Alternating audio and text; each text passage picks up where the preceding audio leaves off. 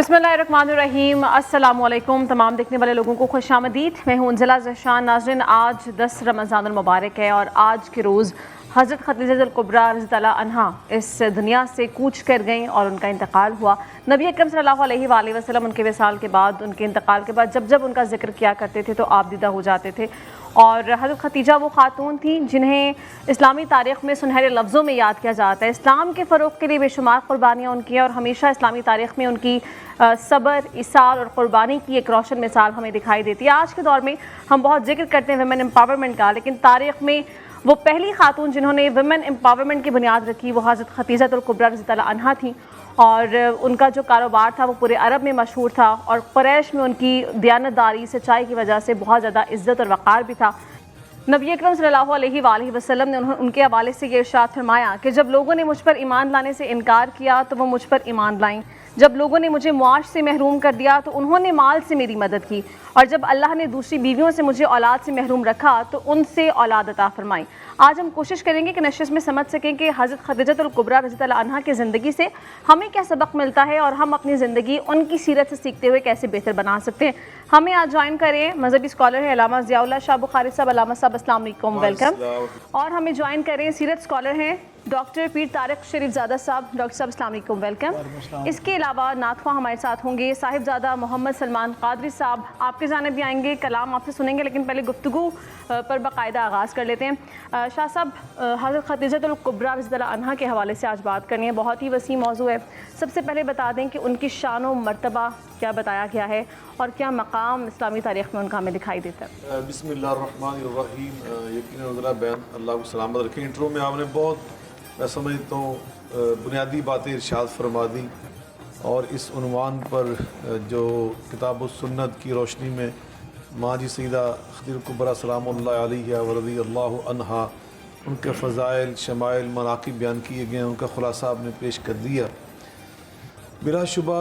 सबसे पहले तो अल्लाह ताला ने उनको ये मुकाम बख्शा है कि आप उम्मुल मोमिनीन हैं, नबी करीम रऊफ़ुर रहीम सल्लल्लाहु अलैहि वसल्लम की ज़ौजा मोहतरमा है,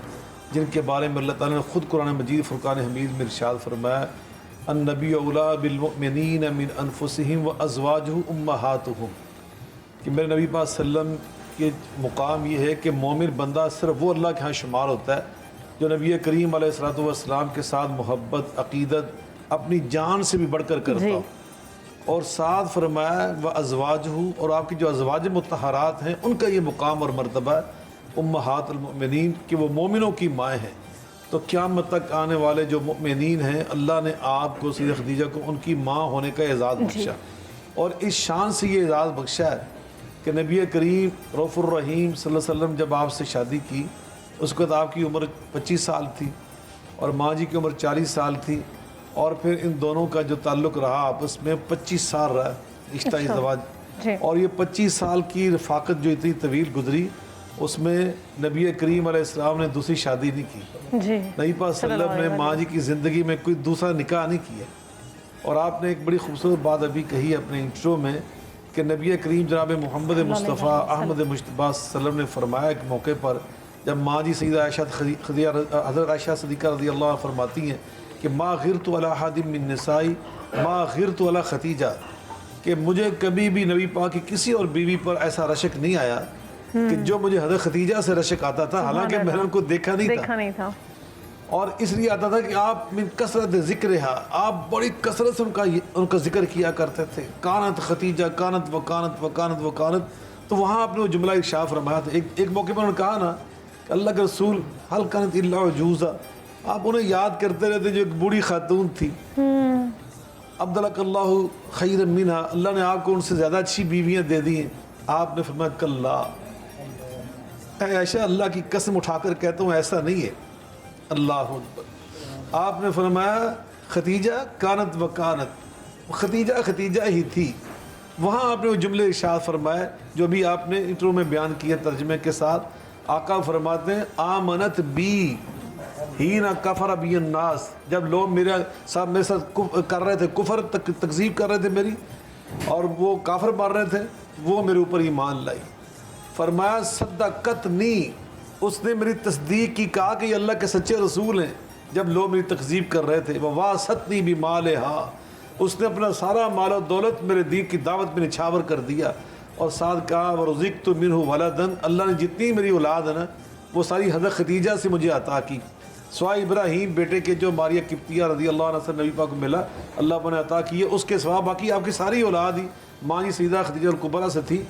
اور نبی کریم علیہ السلام جو اللہ پاک نے یہ بشارت دی، اِنَّا أَعْطَيْنَاكَ الْكَوْثَرَ فَصَلِّ لِرَبِّكَ وَانْحَرْ إِنَّ شَانِئَكَ هُوَ الْأَبْتَرُ۔ ذرا آپ اس پہ غور کریں، اللہ فرماتے ہیں آپ کی نسل قیامت تک جاری ساری رہے گی۔ تو وہ نسل کہاں سے چلی؟ وہ ماں جی خدیجہ کی، وہ نسبت سے چلی نا، حضرت امام حسن، امام حسین، سیدہ فاطمہ الزہرا، سیدہ فاطمہ آپ کی بیٹی ہے، حضرت حسین آپ کے نواسے ہیں، تو حضرت خدیجہ الکبریٰ کو اللہ نے یہ اعزاز بخشا۔ پھر یہ اعزاز بخشا، نبی پاک صلی اللہ علیہ وسلم فرماتے ہیں جب لوگ کفر کر رہے تھے میری نبوت سے، تو یہ میرے اوپر ایمان لانے کے اعلان کر رہی تھی۔ اور تاریخ اسلام میں سب سے پہلے نبی کریم علیہ الصلوۃ والسلام کا کلمہ پڑھنے والی، آپ کی ساتھ نبوت پہ ایمان لانے والی، وہ ہماری اماں جان ہے۔ سب سے پہلے مردوں میں، بچوں میں، عورتوں میں سب سے پہلے جن کے بارے میں اللہ نے فرمایا نا والسابقون الاولون والسابقون الاولون من المہاجرین والانصار والذین اتبعوہم بإحسان رضی اللہ عنہم ورضوا عنہ وأعد لہم جنات، فرمایا کہ سبقت لے جانے والے، اول نمبروں پہ آنے والے، وہ جو اول نمبروں پہ آنے والے ان میں بھی اول نمبر آپ کا ہے، جو سبقت لے جانے والے ہیں ان میں بھی اول نمبر آپ کا ہے۔ اور آپ کو پھر اللہ پاک نے یہ مقام بخشا نا، فرمایا جو اول نمبر آنے والے تھے نا ان کا مقام یہاں سے پہچانو کہ جو ان کے نقش قدم پہ چلنے والے بن گئے، اللہ تو ان سے راضی ہو گیا، اللہ سے وہ راضی ہو گیا، اللہ نے ان کو جنتیں عطا کر دی۔ تو یہاں ان کی بات ہو رہی ہے، لیکن آپ وہ اول نمبر ہیں، وہ اول نمبر ہیں کہ جن کے بارے میں جبریل امین فرماتے ہیں حاضی خدیجہ قد اتتک باناء فیہ ادام او طعام او شراب، اے نبی کریم علیہ السلام یہ آپ کی زوجہ محترمہ خدیجہ الکبریٰ آ رہی ہیں کھانے کی ٹرے لے کر، سبحان اللہ، جب وہ آپ کے پاس آ جائیں فقرأ علیہ السلام من ربہا عز وجل ومنی، تو آپ نے اس سے کہنا ہے کہ جبریل آئے ہیں اور آسمان سے یہ پیغام لے کر آئے ہیں، اللہ نے یہ پیغام بھیجا ہے کہ اے خدیجہ میں اللہ، میں خالق کائنات تیری عظمت کو سلام پیش کرتا ہوں۔ سبحان اللہ، سبحان اللہ۔ ہم اس لیے کہتے ہیں علیہ السلام، جب بھی ان کا نام لیتے ہیں نا تو ہم کہتے ہیں علیہ خدیجہ علیہ السلام، کہ اللہ نے ان کو سلام بھیجا، اور ساتھ کہا ومنی، آقا میرا سلام بھی ان کو پیش کر دیں، کہ جبریل بھی سلام پیش کر رہے ہیں، یعنی وہ ذات جو کہ پوری کائنات کی مالک ہے وہ ان کو سلام پیش کریے۔ ڈاکٹر صاحب ہم نے ہمیشہ سنا ہے کہ حضرت خدیجہ الکبریٰ رضی اللہ عنہا کا اسلام کے فروغ میں بھی بہت بڑا اور اہم کردار رہا ہے، اور بہت سی قربانیاں انہوں نے دیں، وہ قربانیاں کیا ہیں اور اسلام کے فروغ میں کیا ان کا کردار رہا ہے؟ رب محمد کریم علیہ الصلوۃ والتسلیم، سب سے پہلے تو یاداوری کا شکریہ، اور آج کا عنوان جس سے اس بزم میں برکت ہے، میں سمجھتا ہوں ایک ایسا متبرک اور روح پرور ذکر ہے، ایک ایسی عظیم المرتبت ہستی کا کہ جن کا ذکر خود سرکار دو عالم صلی اللہ علیہ وسلم کا بھی راحت جاں ہے، میرے کریم آقا صلی اللہ علیہ وسلم جنہیں اللہ نے اپنا محبوب قرار دیا۔ تصور کیجئے اس ہستی کا کیا مقام اور مرتبہ ہوگا جو اس محبوب رب العالمین کی بھی محبوبہ ہیں، اور میرے کریم آقا صلی اللہ علیہ وسلم نے آپ کے ساتھ ایسی والہانہ عزت افزائی والا معاملہ فرمایا، ایسی شفقت اور قربت جو ہے وہ سرکار ختمی مرتبت کی آپ کو حاصل ہوئی۔ اور میں یہ دیکھتا ہوں کہ حضور کی زندگی میں تو یہ ظاہری طور پر تو حضور کی زندگی میں آپ کی قربت کے بعد یہ معاملات لوگوں پر ظاہر ہوئے، لیکن مجھے یوں لگتا ہے کہ جیسے پروردگار عالم نے بہت پہلے انہیں اپنے محبوب کریم صلی اللہ علیہ وسلم کے لیے انتخاب کر رکھا تھا۔ آپ تصور کیجئے حضور کے حرم میں عزت پانے والی ساری ہماری مقدس ماؤں میں رسول اللہ صلی اللہ علیہ وسلم کے ساتھ نسب کے حوالے سے سب سے قربت کا رشتہ جو ہے وہ حضرت خدیجہ الکبریٰ سلام اللہ علیہ کا ہے۔ آپ اکلوتی قریش سے آپ ہیں جو سرکار دو عالم صلی اللہ علیہ وسلم کے حرم کا حصہ بنتی ہیں۔ پھر جیسے قبلہ شاہ صاحب نے کیا خوبصورت منظر جو ہے اس میں ہمیں شریک کیا اور ہماری روحوں کو معطر کیا کہ سرکار ختمی مرتبہ صلی اللہ علیہ وسلم کا آپ کے ساتھ محبت اور شفقت کا یہ معاملہ ہے کہ حضرت خدیجہ الکبریٰ کے ذکر کے حوالے سے حضرت عائشہ صدیقہ رضی اللہ تعالیٰ عنہ کہتی ہیں کہ میں نے رسول رحمت صلی اللہ علیہ وسلم کی زبان سے جس ایک خاتون کے لیے سب سے زیادہ کلمات خیر سنے، وہ ایک ہستی اگر میں بیان کروں تو حضرت خدیجہ الکبریٰ سلام اللہ علیہ کی، اور آپ فرماتی ہیں کہ میں نے رسول اللہ صلی اللہ علیہ وسلم کو کبھی ان کا اسم ذاتی لیتے ہوئے نہیں سنا۔ سرکار دو عالم صلی اللہ علیہ وسلم جب آپ کو پکارا کرتے محسن اسلام کہہ کے پکارا کرتے۔ اب تصور کیجئے وہ اسلام جو اللہ کی ساری مخلوق پر اس کی رحمت بن کر آیا، اس کا احسان بن کر آیا، اس محسن دین کی محسنہ کا نام ختیجۃ الکبریٰ ہے۔ آپ اس سے اندازہ لگائیے کہ رسول اللہ صلی اللہ علیہ وسلم کی نسبت سے اللہ نے آپ کو کیسی منفرد عزتیں عطا فرمائیں۔ آپ رسول اللہ صلی اللہ علیہ وسلم کے عقد مبارک کے اندر آنے والی پہلی خاتون، اس میں بھی آپ کی سبقت ہمیں نظر آتی ہے۔ پھر اللہ رب العزت کا کیا حسن انتظام ہے آپ کی عزت افزائی کے حوالے سے کہ یہ جب دین کی نعمت رسول رحمت صلی اللہ علیہ وسلم تک پہنچتی ہے اور حضور غار حرا سے اپنے گھر آتے ہیں تو ساری مخلوقات کی طرف ودیت کیے گئے رسول نے سب سے پہلی جس ہستی کو اس اللہ کے پاکیزہ راز میں شریک کیا اس ہستی کا نام ختیجۃ الکبریٰ ہے۔ اللہ کی پہلی وحی قرآن حکیم کی اولین نازل کردہ آیات کی تلاوت سماعت کرنے کا شرف بھی سب سے پہلے مخلوق میں سرکار ختمی مرتبت کی زبان سے کس ہستی کو حاصل ہوا؟ حضرت ختیجۃ الکبریٰ سلام اللہ علیہ کو۔ پھر رسول اللہ صلی اللہ علیہ وسلم کے ہاتھ پر ایمان لانے کی فضیلت آپ کو حاصل ہوئی، آپ صلی اللہ علیہ وسلم کی تصدیق کرنے کی فضیلت آپ کو حاصل ہوئی، اور رسول اللہ صلی اللہ علیہ وسلم کے ساتھ نماز پڑھنے کی، سب سے پہلے حضور کی اقامت میں نماز پڑھنے کا شرف بھی آپ کو حاصل ہوا۔ اور یہ رفاقت کا سلسلہ جو سرکار ختمی مرتبہ صلی اللہ علیہ وسلم کی عمر مبارک 25 برس ہے، جیسے قبلہ شاہ صاحب نے ارشاد فرمایا، اس وقت سے یہ جو ایک رفاقت کا سلسلہ شروع ہوتا ہے حضرت ختیجۃ الکبریٰ کا اللہ کی بارگاہ میں لبیک کہنے تک کے لمحے تک ہم دیکھتے ہیں کہ یہ رفاقت وفاداری اور غمخواری کے ساتھ جو ہے اس کا سلسلہ جاری رہتا ہے۔ اور میرے کریم آقا صلی اللہ علیہ وسلم کے ساتھ آپ کی والہانہ وفاداری کا عالم یہ ہے کہ جس وقت شیب ابی طالب کا مرحلہ درپیش ہوتا ہے نا تو ایک معاہدہ ہوتا ہے جس میں سرکار دو عالم صلی اللہ علیہ وسلم اور آپ پر ایمان لانے والے آپ کے اہل خاندان جو ہیں ان سے ایک سماجی بائیکاٹ کیا جاتا ہے۔ مشرکین مکہ آپ پر ایک پابندی لگا دیتے ہیں کہ آپ کو یہ ڈھلتی ظہر کے وقت مرحلہ پیش ہوتا ہے اور معاملہ یہ طے ہوتا ہے کہ سورج ڈوبنے سے پہلے پہلے آپ نے وادی مکہ جو ہے اسے چھوڑنا ہے، یعنی گویا آپ کو اس شہر سے دیس نکالا دیا جا رہا ہے جو آپ کے جد امجد نے جس کو آباد کیا اور جس کی متولیت کا شرف آپ کے خاندان کے پاس تھا۔ لیکن سرکار ختمی مرتبہ صلی اللہ علیہ وسلم اپنا مختصر سا زادِ راہ ایک جگہ اکٹھا کرتے ہیں، ایک چادر میں باندھتے ہیں اور نکلنے لگتے ہیں، اور کیا منظرنامہ ہے کہ حضرت ختیجۃ الکبریٰ سلام اللہ علیہ جو ہمیشہ سرکار دو عالم سے ایک قدم پیچھے چلنے والی خاتون ہیں، جب سرکار ختمی مرتبت کو اپنا سامان اٹھاتے ہوئے دیکھتی ہیں نا تو آ کے سامنے کھڑی ہو جاتی ہیں، اور کیا تاریخ ساز فکرہ آپ نے بیان کیا۔ خطیب بغدادی نے کیا خوبصورت روشنی سے بھرپور لفظوں میں اس منظر کو محفوظ کیا میرے اور آپ کے لیے۔ وہ کہتے ہیں کہ حضرت ختیجۃ الکبریٰ نے کہا کہ ایک خادمہ کی شان کے خلاف ہے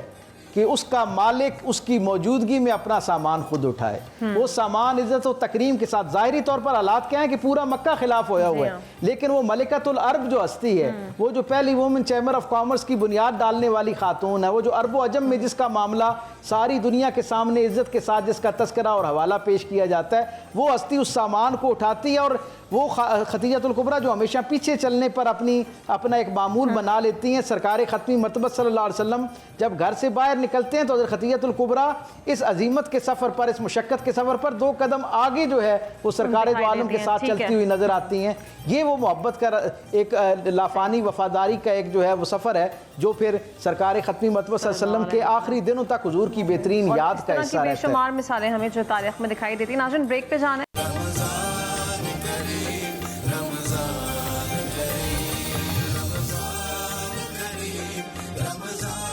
ویلکم بیک ناظرین، گفتگو کا سلسلہ آگے بڑھاتے ہیں اور شاہ صاحب اس چیز پہ رہنمائی فرما دی کہ خود نبی پاک صلی اللہ علیہ وآلہ وسلم نے یہ ارشاد فرمایا کہ جب لوگوں نے مجھ پر ایمان لانے سے انکار کیا اس وقت حضرت ختیجۃ الکبریٰ رضی اللہ عنہا مجھ پر ایمان لے کر آئیں اور ان کی حوصلہ افزائی کی۔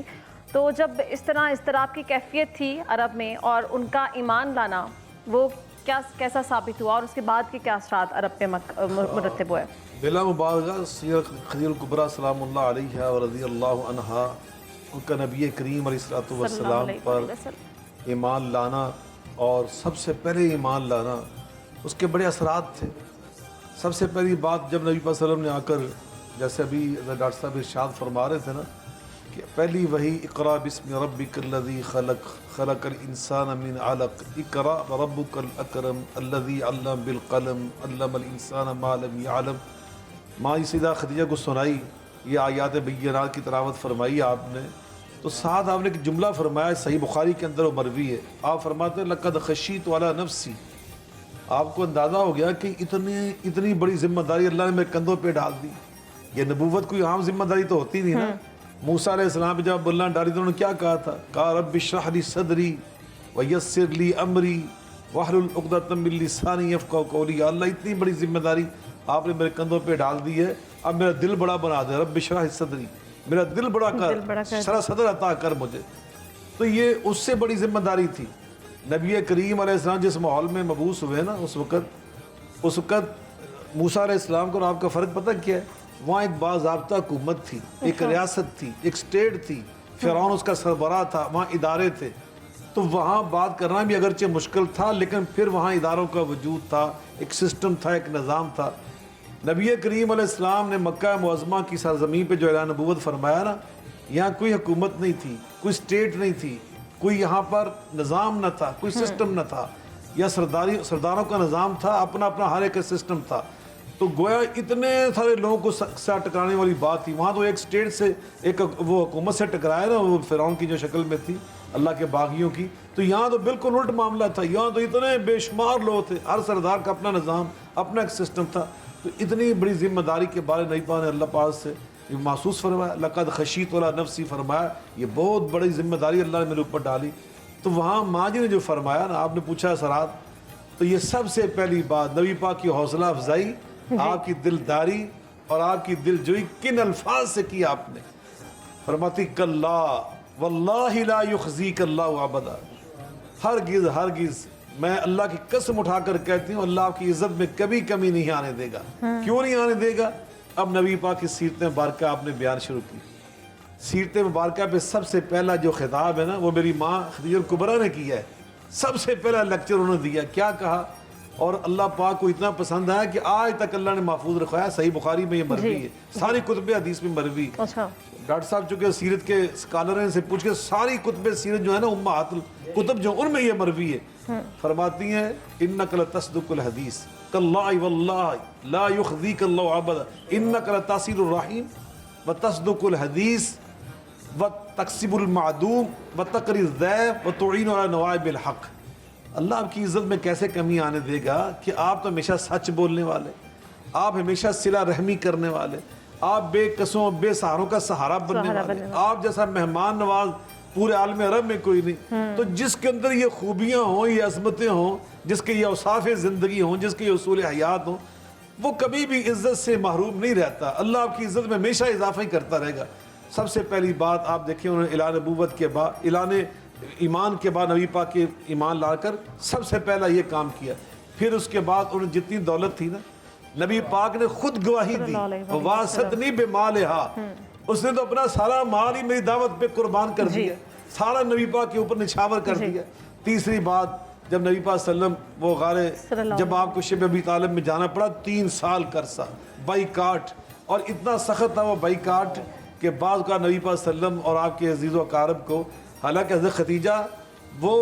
اس خاندان سے نہیں تھی, وہ بڑے قریش خاندان سے تو تھی, لیکن جو ہاشمی خاندان تھا اس میں سے نہیں تھی. وہ اگر رہنا چاہتی نا مکہ معظمہ میں رہ سکتی تھی, اور ان کے عزیز و اقارب تھے, ان کے اپنے بھائی تھے, لیکن انہوں نے چوز کیا کہ وہ نبی پاک نبی پاک کی رفاقت کو پسند کیا. 3 سال, اور اسی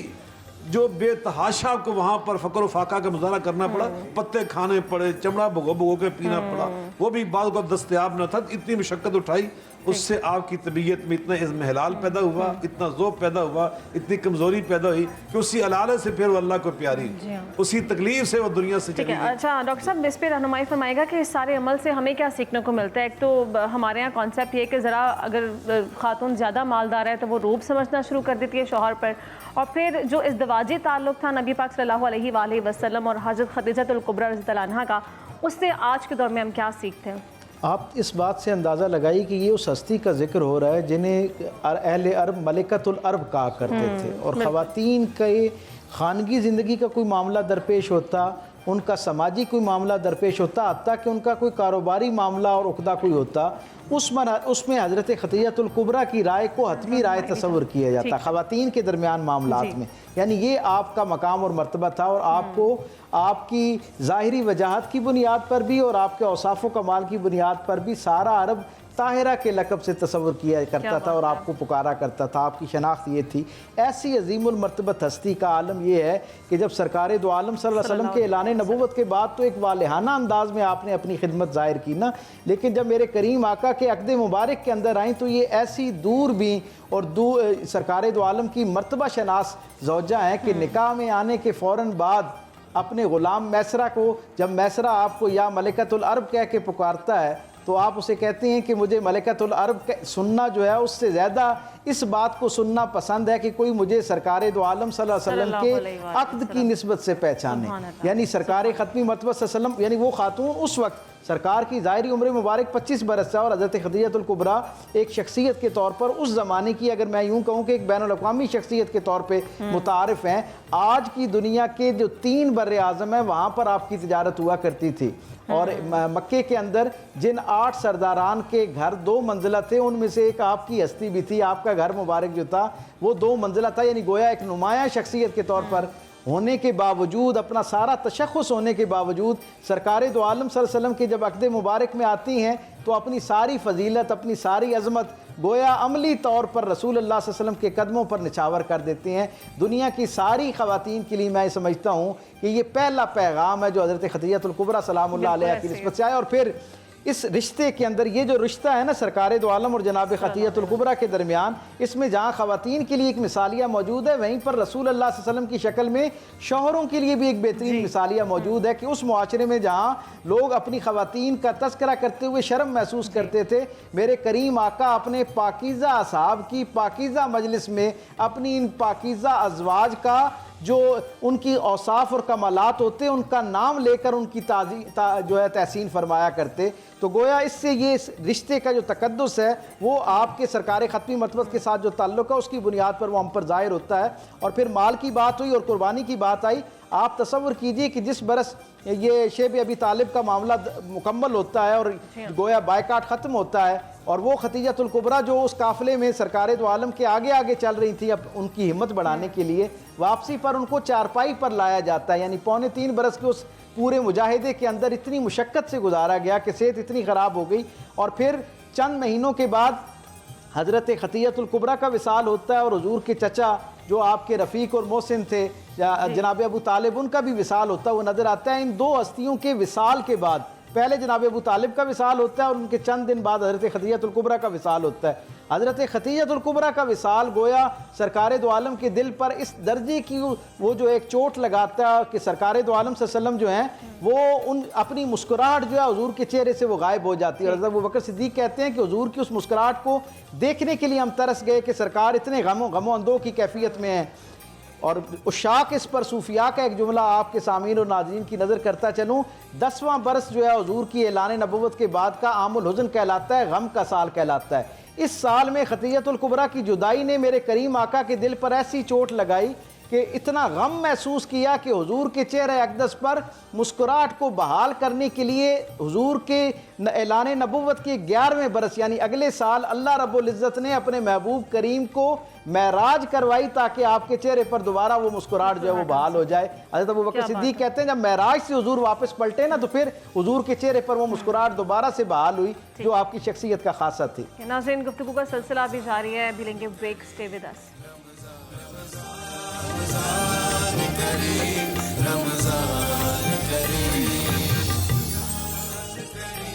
ویلکم بیک ناظرین. ذکر ہے حضرت خدیجہ الکبریٰ رضی اللہ عنہا کا, تو شاہ صاحب اس چیز پہ بھی روشنی ڈال دیجئے کہ ہم دیکھتے ہیں کہ اپنے دور میں وہ ایک کامیاب تاجرہ تھیں اور ان کو دیانتداری سچائی کی وجہ سے جانا جاتا تھا, لیکن آج دور حاضر میں خواتین کو اپنی مرضی کا کریئر تک سلیکٹ کرنے کی اجازت نہیں دی جاتی ہے. تو ان کی زندگی سے سیکھتے ہوئے آج کی خواتین کو کیسے ویمن امپاورمنٹ کے اوپر ہم وہ ساری چیزیں جو ہیں وہ امپلیمنٹ کر سکتے ہیں, ذرا یہ بتائیے.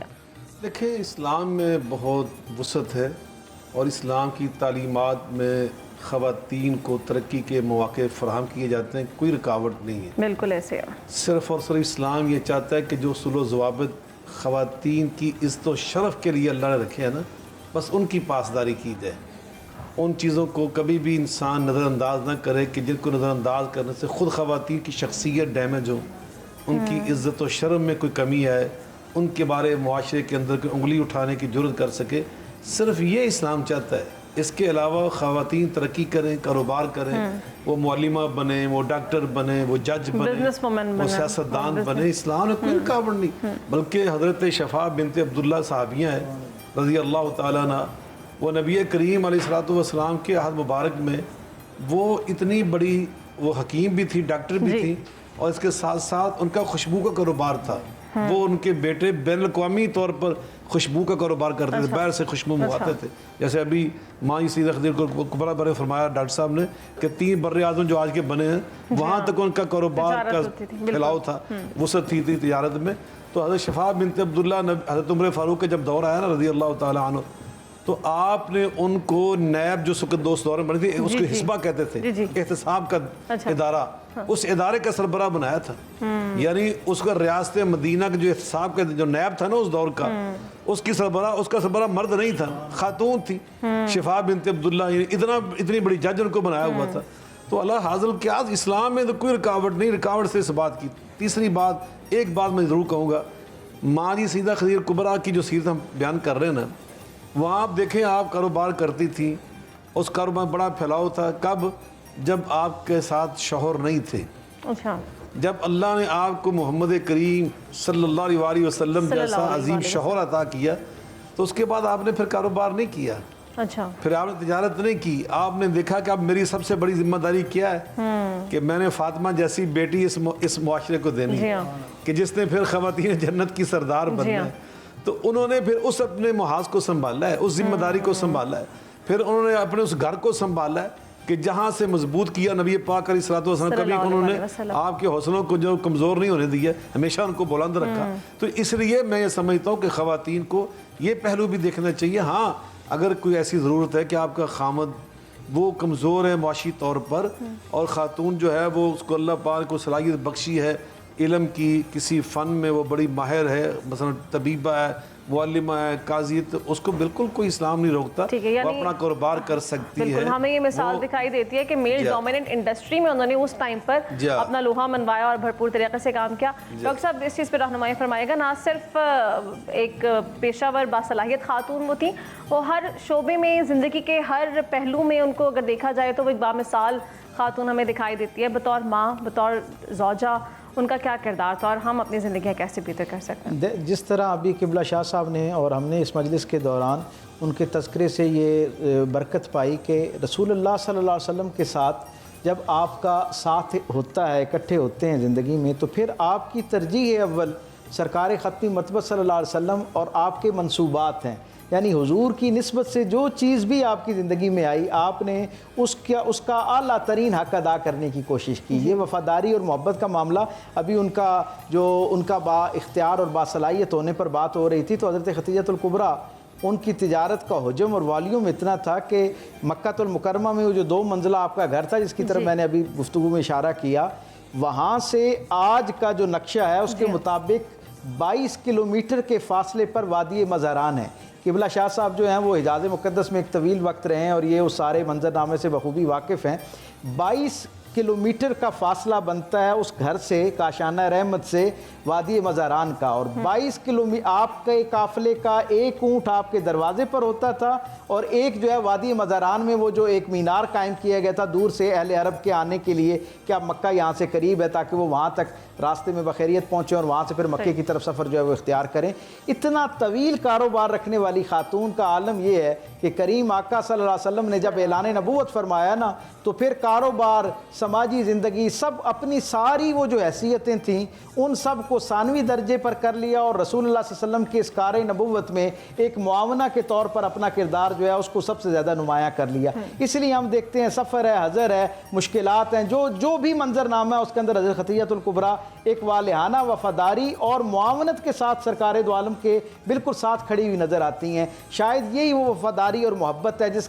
جس کے بعد اللہ رب العزت کی طرف سے آپ کی شان و عظمت یہ قرار دی گئی کہ ڈاکٹر طہ یاسین اسماعیل نے آپ پر جو کتاب لکھی, وہ کہتے ہیں میں نے ذخیرہ حدیث اور ذخیرہ سیرت میں دیکھا کہ لگ بھگ 17 سے زائد مرتبہ, مور دین 17 ٹائم, اللہ کے رسول صلی اللہ علیہ وسلم نے وہی میں دلی زبان سے حضرت خدیجہ الکبریٰ کو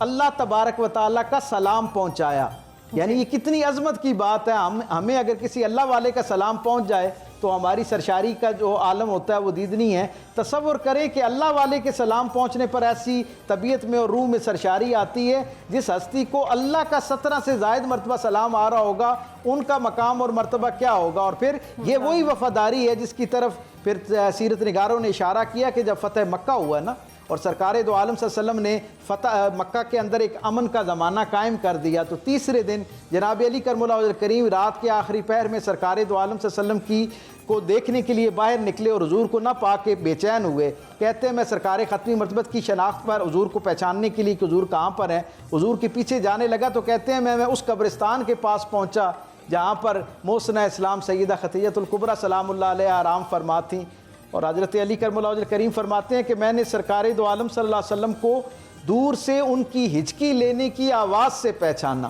اور کہتے ہیں جب میں ان کے پاس پہنچا تو میرے کریم آقا صلی اللہ علیہ وسلم نے میرے ماتھے پر بوسہ دیا اور کہا اے علی تو سارے سفر پر گواہ ہے نا، اس خاتون نے کس والہانہ محبت اور وفاداری کے ساتھ تیرے رسول کے کار نبوت میں اپنی خدمت پیش کی ہے۔ اور پھر سرکار دو عالم صلی اللہ علیہ وسلم نے اللہ کو مخاطب کر کے آپ کی قبر پہ کھڑے ہو کر یہ گویا اپنی وحی میں دلی ہوئی زبان سے یہ گواہی دی کہ پروردگار میں نے بطور شوہر اس سے میں راضی رہا، اس نے اس کار نبوت میں اپنا حق ادا کیا اپنی وفاداری کا۔ ہمارا بہت سارا عاجزانہ اور غلامانہ سلام ہو ان اللہ کی طرف سے نفوس قدسیہ پر کہ جن کے ذکر سے ہماری ایمان کو تقویت اور برکت بے ملتی ہے۔ شک ہم پوری امت مسلمہ انہوں نے جو قربانیاں اور جو کام کیا ان کی مقروض رہے گی تا دم مرگ۔ ناظرین ٹرانسمیشن کا وقت اپنے اختتام کو پہنچ چکا ہے، آپ سے لیں گے اجازت۔